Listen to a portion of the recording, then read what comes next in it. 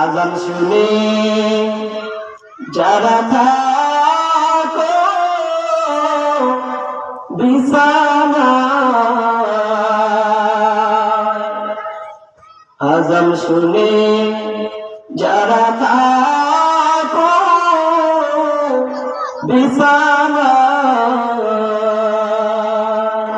তাদের জন্য কান্দেন নবী মদিনায়, তাদের জন্য কান্দেন নবী মদিনায়। ও জানামাজি, তুমি কত ঘৃণিত জানো?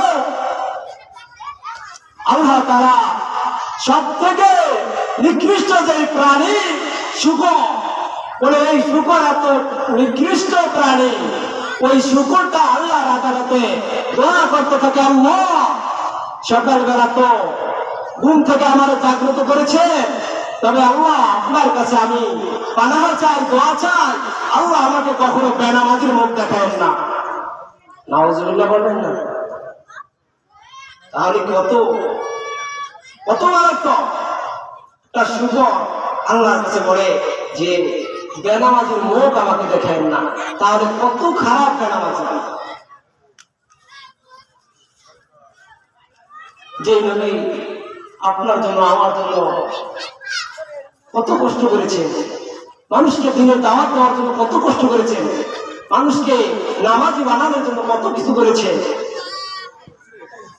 যে নবী মাথার রক্ত বের করে পায়ে পড়েছিল, আর সেই নবীর জন্য আমরা মাথার ঘাম পায়ে পড়াতে পারি না।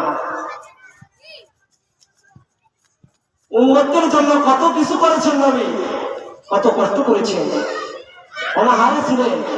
ওই উম্মতের জন্য রাসূল 50 ওয়াক্ত নামাজ আনছিলেন, আর দিয়েছিলেন বলে 5 ওয়াক্ত বড়, বলে 5 ওয়াক্ত নামাজ দিয়েছে, কিন্তু উম্মতের 5 ওয়াক্ত নামাজও পড়ে না। তাহলে কি ইবাদত করি আমি আপনি? 5 ওয়াক্ত নামাজ দেওয়া হলো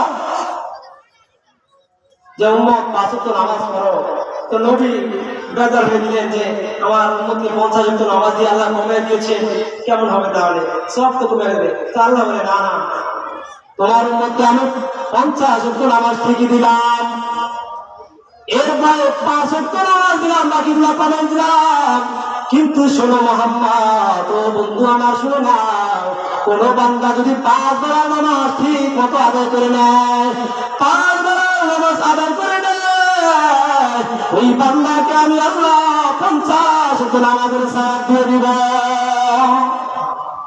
করব কত? 5 ওয়াক্ত সওয়াব পাবে, 50 ওয়াক্ত। শুধু তাই না, আরো বলেছিলেন, বলে কোন মানুষ যদি ইশারের নামাজ জামাতের সাথে আদায় করে, ইশারের নামাজ জামাতের সাথে আদায় করে ঘুমে গেল,